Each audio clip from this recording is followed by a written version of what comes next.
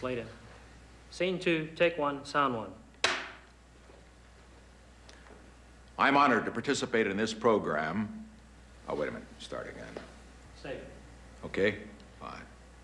Ready, sir? Mm-hmm. Keep rolling. 2. Go ahead, sir. All right, fine. I'm honored to participate in this program on the occasion of football's centennial. Uh-oh, no. That's Cut. good. Let's try once. Now we'll get it this time. Camera's rolling. See? Scene 2, take 2. I'm honored to participate in this program on the occasion of football's 100th year, not only in my official capacity as President of the United States, but as an avid football fan. And I join with millions of Americans across this country who are avid football fans in congratulating the players, the coaches, the educators, and the alumni for helping to make American college football the stimulating and exciting part of American life that it has become. Cut.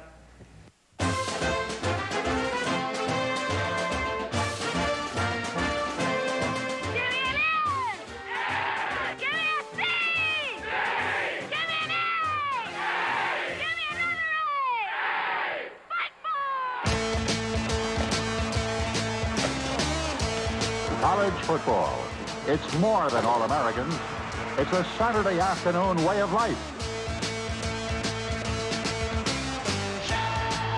For decades and decades in college football, we lived with the label mythical national champion because there was no true way to settle it on the field. Championships were settled by polls, voted on by people that didn't have enough data. It was a guess. Well, the University of Texas team this year is certainly in the mold of the great teams, the offensive teams of the Southwest. Out there all alone, touchdown, fire!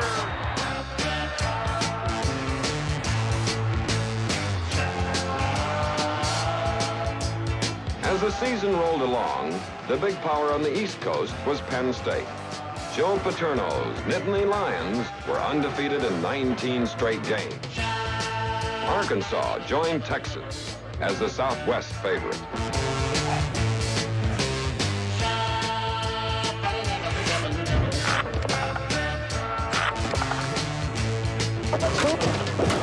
The overwhelming choice to be number 1 was Ohio State, defending Big Ten and national champions. The awesome Buckeyes of Coach Woody Hayes had a horde of top stars returning. Ohio State looked unbeatable. And before the season was very old, many experts would be calling this team perhaps the best in the history of collegiate football.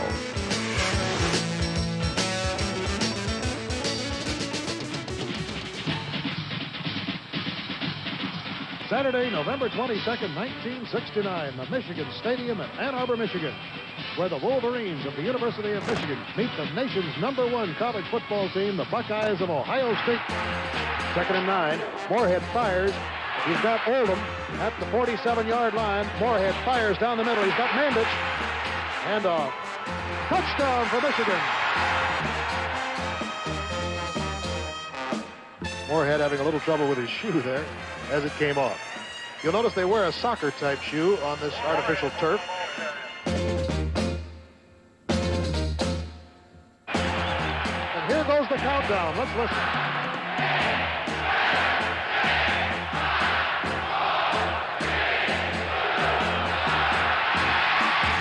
There it is. What has to be the upset of the century. In this centennial year of college football, what a ball game we have seen here today. Michigan 24, Ohio State 12. Do you agree, the biggest of the year? Absolutely, some game.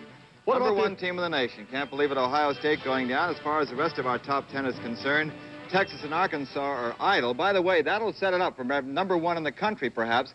Texas, Arkansas on ABC December 6th. Right.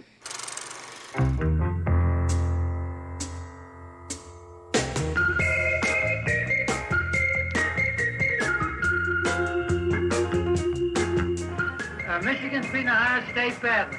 We got a shot at being number 1 now, fellas. All right? We're going to be ready. All right, they're going to be ready. They're going to be waiting for us, but we're going to be ready. Let's get down on our knees. We got a lot to be thankful for. The good Lord's an awesome good for us. Eastern teams were still struggling to be seen as relevant or championship worthy by people in the other parts of the country. The Midwest, the South, the West all had ideas that Eastern football had become inferior. And even as the power in the East, Penn State was still viewed, I think, somewhat skeptically by some people. Their schedule was criticized. They were not seen as being quite at the same level as teams from other regions. We got past 28 coming. Past 28 coming. South is long, 18. At Penn State, there became a prevailing mindset that is sort of us against everybody else. I can't help it. What the hell are we going to do? We're in a tough ball game. Damn it, look, we're in a tough game. We got to have it today. I get the green ready. This was the Wild West days of college bowl matchmaking, when bowl committees in their colored blazers would fly up and begin wining and dining coaches and administrators in October and November to try to woo them to their bowl. It was terrible for deciding the best matchups, determining on the field who the worthy champion might be, but it's the way it was. Penn State's players had gone to the Orange Bowl the season before and had a good time. And if they're given a choice between going to the Orange Bowl in the sunshine of Miami again or going to Dallas, they voted to go to the Orange Bowl.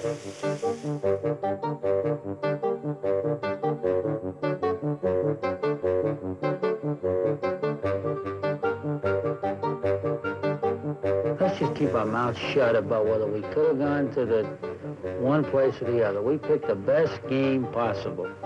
And let's not start getting into where we're, well, I wish we had done this, I wish we had done that kind of stuff, all right? Now, we're going to play probably the best football team in the country. I don't see how you can say that Texas is better than Missouri. Missouri beat Michigan, Michigan beat Ohio State. Missouri murdered Oklahoma, Texas had a tough time with Oklahoma. We're playing the best football team in the best bowl, and we made the best possible choice.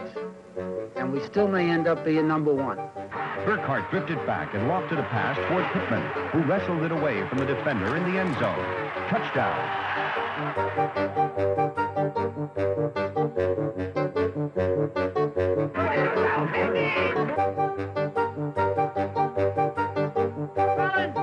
You've done something very few teams in the history of football have ever done. Back-to-back undefeated seasons, 20 games, everything else. Words can't express how proud I am of you. If I live to be 1,000, I'll never forget any of you. People have berated you. They've acted like we didn't have any guts. And we're going to prove to the world who's number one, all right?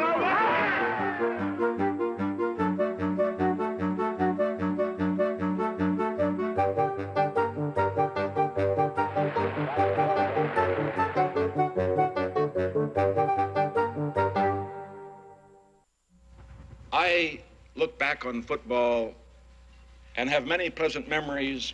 I just enjoyed playing it, watching it, reading about it over the years. Nixon loved football. Let me tell you a story from the '68 campaign. It was the 3 days before the election, and my friend Sears calls me. He says, Michigan is gone, and we're down 3 in Harris. It meant Humphrey was at 43, we were at 40, which meant we're going to lose the election. So I go upstairs to Nixon's suite. He's in the bedroom watching the Oregon Ducks play USC. The end of a campaign when some of us really thought the whole thing was slipping away. He's relaxing by watching the Oregon Ducks at the University of Southern Cal. This year, 1969, certainly of all the 100 years of football, none could be more exciting. Never so many great teams. That December, after the great silent majority speech and the polls come out and show him at 68%, Nixon was on top of the world. He had never been that high before. President Nixon plans to attend the game that many college football fans are rating as the #1 contest of the year, Texas at Arkansas. Both of the Southwest Conference teams are undefeated. In the AP's ranking, Texas is #1 and Arkansas #2. The president's coming to the game. The #1 college football fan in the country is coming to the game. As anyone who's ever sipped a glass of beer in the corner pub can tell you, the quickest way to pick an argument is to pick the nation's #1 college football team. Well, the White House has jumped squarely into this annual, unresolvable dispute. The UPI, which was the coaches' poll, they didn't vote after the bowl games, they voted before the bowl games. The president plans to present a plaque to the winner of the Texas-Arkansas game, designating that team as the nation's #1. So in a sense, Richard Nixon's, I'm just one of the coaches in the UPI poll, anointing my own #1 vote the national champion. It's only officially confirmed he's coming to this game on Tuesday of game week. So his rather presumptuous executive decision to anoint the winner of this game national champion has really only had about 4 days to percolate through the country. But he's realizing, man, I've stepped in it here. President Nixon found himself juggling an elusive political football today. For a time, it is said, he fumbled after a sudden block from the governor of Pennsylvania. Governor Schaefer of Pennsylvania appealed to him not to do it because, he said, the #1 team was Penn State.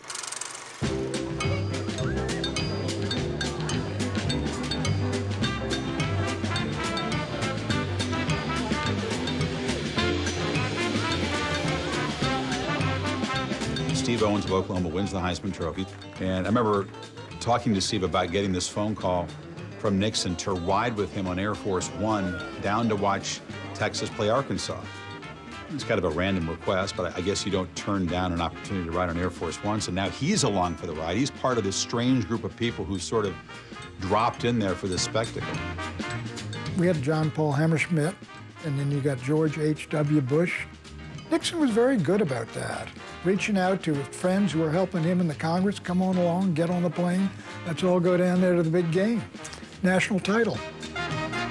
We're going to see today, in this 100th anniversary of football, one of the great football games of all time, and both of them I wish could be #1, but at the end, whichever is #1 will deserve it, and the #2 team will still go to a bowl and be a great team.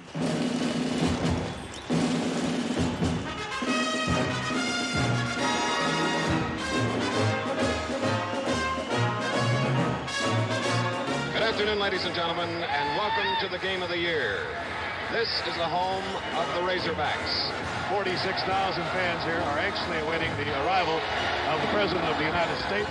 Some were calling it the game of the century. It's #1 versus #2. For the national championship, the entire nation glued to the television set. The game of the year, and a man that was elected to the presidency. Helicopters now beginning to make their arrival off to the far side of the end zone. There are so many college games televised now, and there's so much interest in the sport. It's as high as it's ever been. But there cannot be the singular focus like there was on that one game. There is President Richard Nixon arriving on the scene. 50 million people on a Saturday afternoon watching. That just wouldn't happen now. Mr. Nixon now, at his choosing, is going to sit in the stands with all the folks and watch this game. It is 2nd down and 9. The second play from scrimmage as we just joined us. The wishbone tee in the backfield. A loose ball, and Arkansas has recovered. Texas turned the ball over 5 times. Texas made mistake after mistake. Here's the first emphasis pass, not inspired, and Arkansas intercepts. Texas was outplayed. 2nd and goal, and Arkansas leads. Bill Burnett. Arkansas had a brilliant defensive game plan, bottling up the heretofore unstoppable wishbone. They want this victory today. Arkansas ranked #2 in the Associated Press polls, while in the UP polls, Penn State undefeated, ranked 2nd. Arkansas 3rd. Gary Stockdale has his punt blocked. And that action ended the exciting first half here at Razorback Stadium. There's a great halftime of entertainment coming up. The Razorbacks 7, the Longhorns nothing. Well, Mr. President, Bud and I are so pleased that you came up into our office to pay us a visit at halftime. Well, Chris, it's a little warmer up here than it is down the stands. Looking at this game, it is for the ranking of #1, incidentally. I say it is for that, having in mind the fact that Penn State's been giving me a lot of flack this week for coming down here to... You getting wires? Yes, but Penn State is the team that will have the longest undefeated streak for the year. And you've covered them, and I know they're a great team. maybe we ought to have a Super College Bowl after this. Well, you paid all of us a great deal of honor by coming to this, the #1 game of the year in the centennial year, and enjoy the second half. Thank you. Thank you. Thank you, Mr. President. Montgomery.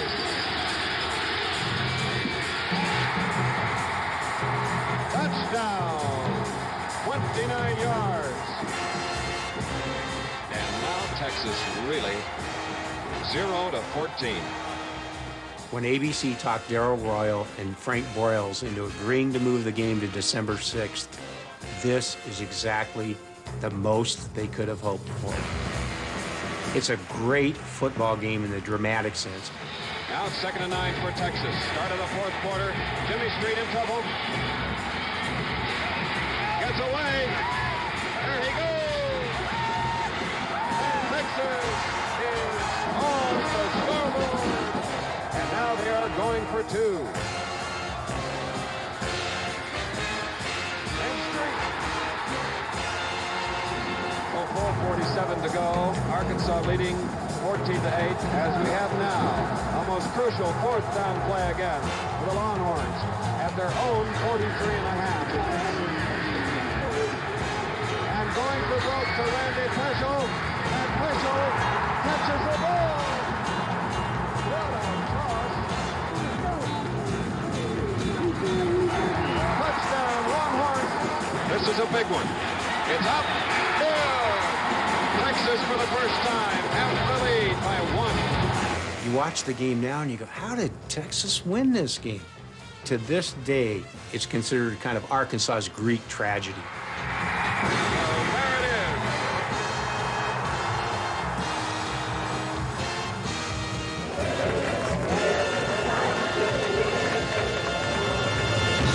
I just want to say this in presenting this plaque.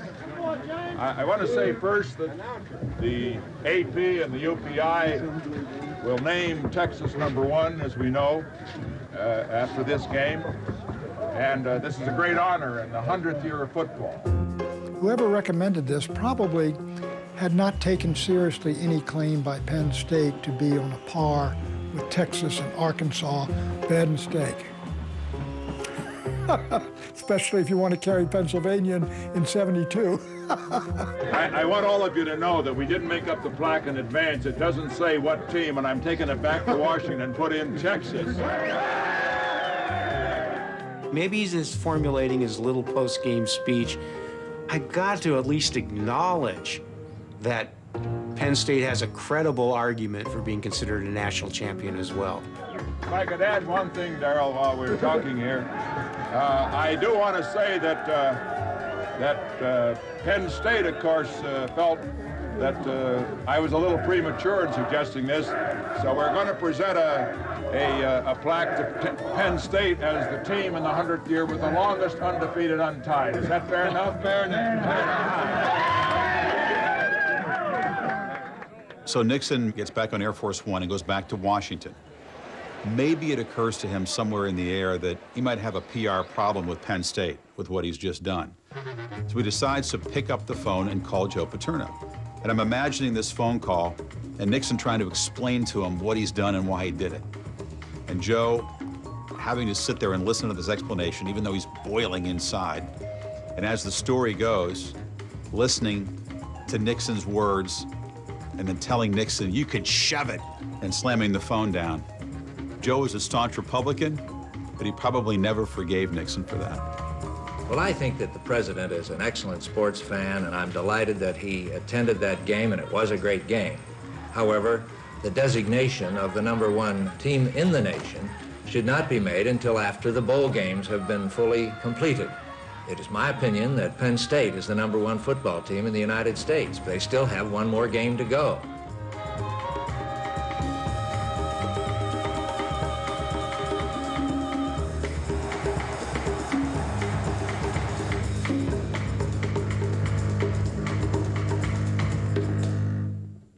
Roper's back for his first pass.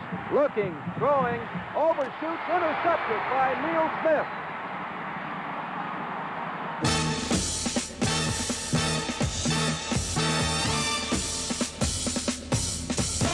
And that is the end of the ball game. And Penn State now has won 30 ball games without a loss. The great unknown in this is what would have happened if Texas had played Penn State. There's a part of me that says Penn State would have felt so aggrieved, so angry, so motivated if they would have managed to knock off the big, bad Texas Longhorns. Boy, looks like a freight train carrying the ball deep into Irish territory. Watch out, cameraman.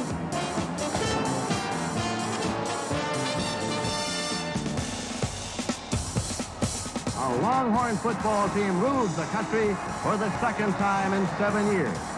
They do it by winning the big game.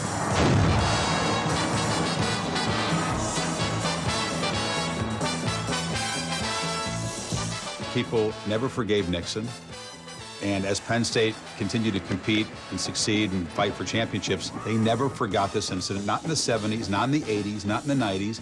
And if Penn State fans to this day are old enough to remember that, they're still mad about it. I simply want to set the record straight with regard to my football qualifications as far as this is a candid, open administration. We believe in telling the truth about football. Now, because Governor Schaefer is here, I would say that Penn State certainly is among those that should be considered for #1 in the United States of America. As a matter of fact, I was going to suggest that we have a super college bowl after the November or the January 1st games. And then I thought I was in deep enough already.